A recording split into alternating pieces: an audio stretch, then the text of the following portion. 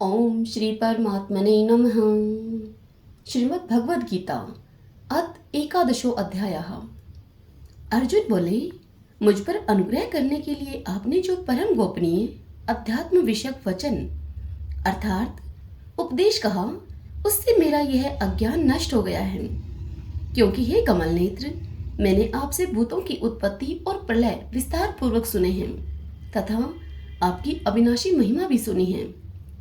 हे परमेश्वर, आप अपने को जैसा कहते हैं यह ठीक ऐसा ही है, परंतु हे पुरुषोत्तम, आपके ज्ञान, ऐश्वर्य, शक्ति, बल, वीर्य और तेज से युक्त ईश्वरीय रूप को मैं प्रत्यक्ष देखना चाहता हूँ।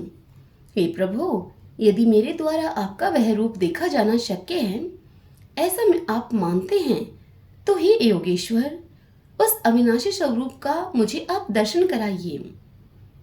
तब भगवान बोले, हे पार्थ, अब तू मेरे सैकड़ों हजारों नाना प्रकार के, नाना वर्ण और नाना आकृति वाले अलौकिक रूपों को देख। हे भरतवंशी अर्जुन, तो मुझ में आदित्यों को अर्थात अदिति के 12 पुत्रों को, 8 वसुओं को, 11 रुद्रों को, दोनों अश्विनी कुमारों को और 49 मरुदगणों को देख तथा और भी बहुत से पहले न देखे हुए आश्चर्यमय रूपों को देख।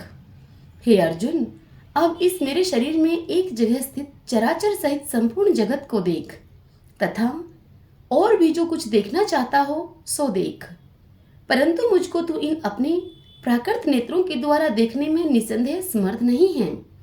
इसी से मैं तुझे दिव्य अर्थात अलौकिक चक्षु देता हूँ। इससे तू मेरी ईश्वरीय योग शक्ति को देख। संजय बोले, हे राजन, महायोगेश्वर और सब पापों को नाश करने वाले भगवान ने इस प्रकार कहकर उसके पश्चात अर्जुन को परम ऐश्वर्य युक्त दिव्य स्वरूप दिखलाया। अनेक मुख और अनेक नेत्रों से युक्त, अनेक अद्भुत दर्शनों वाले बहुत से दिव्य भूषणों से युक्त और बहुत से दिव्य शस्त्रों को हाथ में उठाए हुए, दिव्य माला और वस्त्रों को धारण किए हुए और दिव्य गंध का सारे शरीर पे लेप किए हुए, सब प्रकार के आश्चर्यों से युक्त सीमा और सब और मुख किए हुए विराट स्वरूप परम देव परमेश्वर को अर्जुन ने देखा। आकाश में 1000 सूर्यों के एक साथ उदय होने से उत्पन्न जो प्रकाश हो, वह भी उस विषव रूप परमात्मा के प्रकाश के सदृश कदाचित ही हो। पांडुपुत्र अर्जुन ने उस समय अनेक प्रकार से विभक्त अर्थात पृथक पृथक संपूर्ण जगत को देवों के देव श्री कृष्ण भगवान के उस शरीर में एक जगह स्थित देखा। उसके अनंतर वे आश्चर्य से चकित और पुलकित शरीर अर्जुन प्रकाश में विषव रूप परमात्मा को श्रद्धा भक्ति के सहित सिर से प्रणाम करके हाथ जोड़कर उनसे बोले। अर्जुन बोले, हे देव, मैं आपके शरीर में संपूर्ण देवों को तथा अनेक भूतों के समुदायों को, कमल के आसन पर विराजित ब्रह्मा को, महादेव को और संपूर्ण ऋषियों को तथा दिव्य सर्पों को देखता हूँ। हे संपूर्ण विश्व के स्वामिन, आपको अनेक भुजा, पेट, मुख और नेत्रों से युक्त तथा सब ओर से अनंत रूपों वाला देखता हूँ। हे विषव रूप, मैं आपके न अंत को देखता हूँ, न मध्य को और न आदि को ही। आपको मैं मृकुट युक्त, गदा युक्त और चक्र युक्त तथा सब ओर से प्रकाशमान तेज के पुंज, प्रज्वलित अग्नि और सूर्य के सदृश ज्योति युक्त, कठिनता से देखे जाने योग्य और सब ओर से अप्रमेय स्वरूप देखता हूँ। आप ही जानने योग्य परम अक्षर अर्थात पर ब्रह्मा परमात्मा हैं। आप ही इस जगत के परम आश्रय हैं। आप ही अनादि धर्म के रक्षक हैं और आप ही अविनाशी सनातन पुरुष हैं, ऐसा मेरा मत है। आपको आदि, अंत और मध्य से रहित, अनंत सामर्थ्य से युक्त, अनंत भुजा वाले, चंद्र सूर्य रूप नेत्रों वाले, प्रज्वलित अग्नि रूप मुख वाले और अपने तेज से इस जगत को संतप्त करते हुए देखता हूँ। हे महात्मन, यह स्वर्ग और पृथ्वी के बीच का संपूर्ण आकाश तथा सब दिशाएं एक आप से ही परिपूर्ण हैं तथा आपके इस अलौकिक और भयंकर रूप को देखकर तीनों लोग अति व्यथा को प्राप्त हो रहे हैं। वे ही देवताओं के समूह आप में प्रवेश करते हैं और कुछ भयभीत होकर हाथ जोड़कर आपके नाम और गुणों का उच्चारण करते हैं तथा महर्षि और सिद्धों के समुदाय कल्याण हो ऐसा कहकर उत्तम उत्तम स्तोत्रों के द्वारा आपकी स्तुति करते हैं। जो 11 रुद्र और 12 आदित्य तथा 8 वसु, साध्यगण, विश्वदेव, अश्विनी कुमार तथा मरुदगण तथा पितरों का समुदाय और गंधर्व, यक्ष, राक्षस और सिद्धों के समुदाय हैं, वे सभी विस्मित होकर आपको देखते हैं।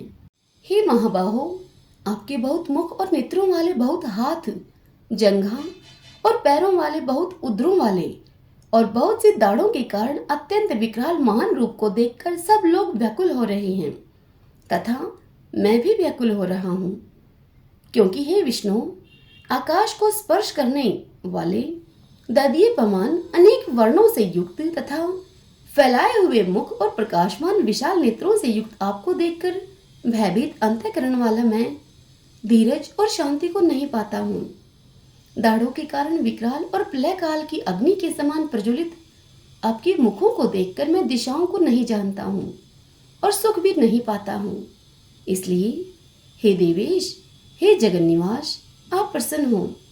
वे सभी धृतराष्ट्र के पुत्र राजाओं के समुदाय के सहित आप में प्रवेश कर रहे हैं और भीष्म पितामह द्रोणाचार्य तथा कर्ण और हमारे पक्ष के भी प्रधान योद्धाओं के सहित सब के सब आपके दाढ़ों के कारण विकराल भयानक मुखों में बड़े वेग से दौड़ते हुए प्रवेश कर रहे हैं और कई एक चूर्ण हुए सिरों के सहित आपके दांतों के बीच में लगे हुए दिख रहे हैं। जैसे नदियों के बहुत से जल के प्रवाह स्वाभाविक ही समुद्र के ही सम्मुख दौड़ते हैं, अर्थात समुद्र में प्रवेश करते हैं, वैसे ही वे नरकलोक के वीर भी आपके प्रज्वलित मुखों में प्रवेश कर रहे हैं। जैसे पतंग मोहवश नष्ट होने के लिए प्रज्वलित अग्नि में अति वेग से दौड़ते हुए प्रवेश करती हैं, वैसे ही यह सब लोग भी आपके खुद के नाश के लिए आपके मुखों में अति वेग से दौड़ते हुए प्रवेश कर रहे हैं। आप उन संपूर्ण लोगों को प्रज्वलित मुखों के द्वारा ग्रास करते हुए सब ओर से बार बार चाट रहे हैं। हे विष्णु, आपका उग्र प्रकाश संपूर्ण जगत को तेज के द्वारा परिपूर्ण करके तपा रहा है। मुझे बतलाइए कि आप उग्र रूप वाले कौन हैं? हे देवों में श्रेष्ठ, आपको नमस्कार है। आप प्रसन्न होइए। आदि पुरुष, आपको मैं विशेष रूप से जानना चाहता हूँ, क्योंकि मैं आपकी प्रवृत्ति को नहीं जानता। श्री भगवान बोले, मैं लोगों का नाश करने वाला बढ़ा हुआ महाकाल हूँ। इस समय इन लोगों को नष्ट करने के लिए प्रवृत्त हुआ हूँ। इसलिए जो प्रतिपक्षियों की सेना में स्थित योद्धा लोग हैं, वे सब तेरे बिना भी नहीं रहेंगे, अर्थात तेरे युद्ध न करने पर भी इनका सबका नाश हो जाएगा। अतएव तू उठ, यश प्राप्त कर और शत्रुओं को जीतकर धन धान्य से संपन्न राज्य को भोग। ये सब शूरवीर पहले से ही मेरे द्वारा मारे हुए हैं। हे सव्यसाचिन, तू तो केवल निमित्त मात्र बन जा। द्रोणाचार्य और भीष्म पितामह तथा जयद्रथ और कर्ण तथा और भी बहुत से वीर मेरे द्वारा मारे हुए शूरवीर योद्धाओं को तू मार। भय मत कर, निसंदेह तू युद्धों में बैरियों को जीतेगा, इसलिए तू युद्ध कर। संजय बोले, केशव भगवान के इस वचन को सुनकर मुकुटधारी अर्जुन हाथ जोड़कर कांपता हुआ नमस्कार करके फिर भी अत्यंत भयभीत होकर प्रणाम करके भगवान श्री कृष्ण के प्रति गदगद वाणी से बोले।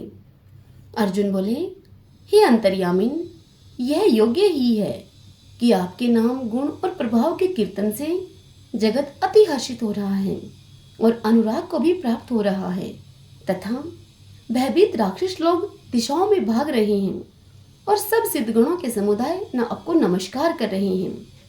हे महात्मन, ब्रह्मा के भी आदिकर्ता और बड़े आपके लिए वे कैसे नमस्कार न करें, क्योंकि हे अनंत, हे देवेश, हे जगन्निवास, जो सत असत और उनसे परे अक्षर अर्थात सच्चिदानंद घन ब्रह्मा हैं, वह आप ही हैं। आप आदिदेव और सनातन पुरुष हैं। आप इस जगत के परम आश्रय और जानने वाले तथा जानने योग्य और परम धाम हैं। हे अनंत रूप, आपसे यह सब जगत व्याप्त अर्थात परिपूर्ण है।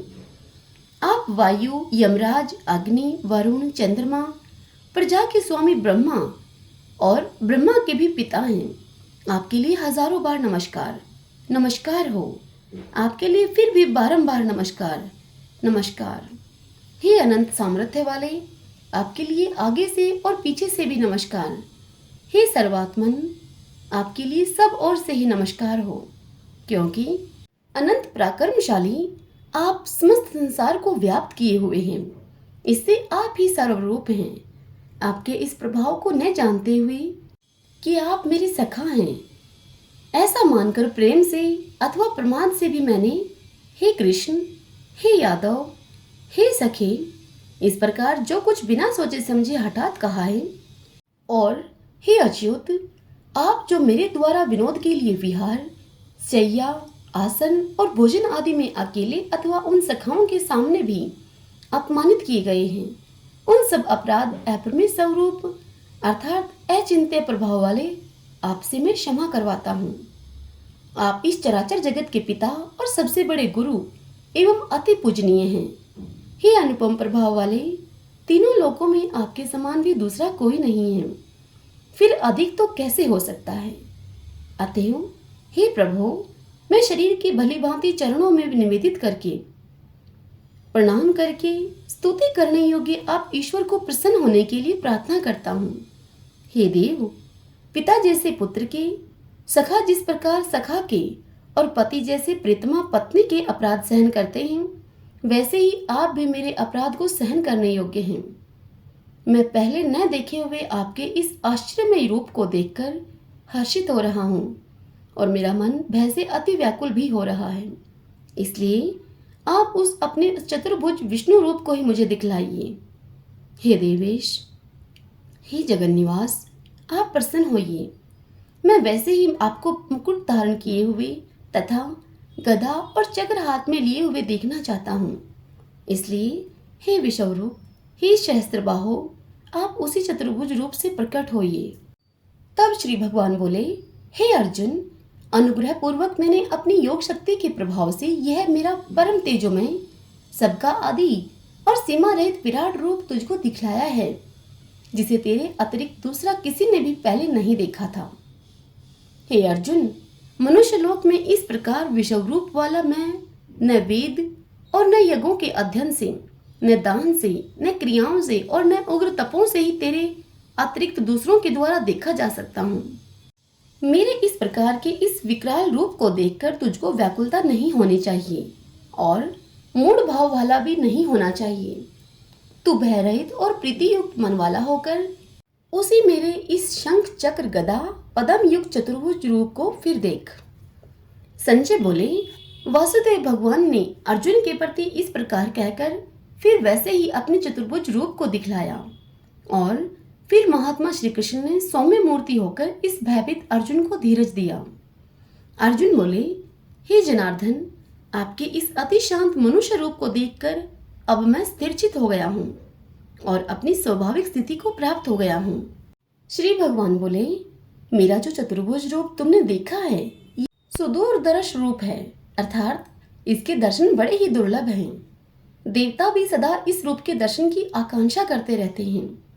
जिस प्रकार तुमने मुझको देखा है, इस प्रकार चतुर्भुज रूप वाला मैं न वेदों से, न तप से और न दान से और न यज्ञ से ही देखा जा सकता हूँ।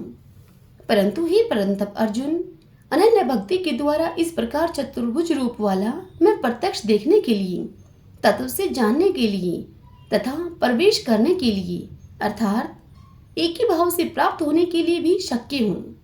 हे अर्जुन, जो पुरुष केवल मेरे ही लिए संपूर्ण कर्तव्य कर्मों को करने वाला है, मेरे परायण है, मेरा भगत है, आसक्ति रहित है और संपूर्ण भूत प्राणियों में वैर भाव से रहित है, वह अनन्य भक्ति युक्त पुरुष मुझको ही प्राप्त होता है। हरि ओम तत्सत। ओम श्री परमात्मने नमः।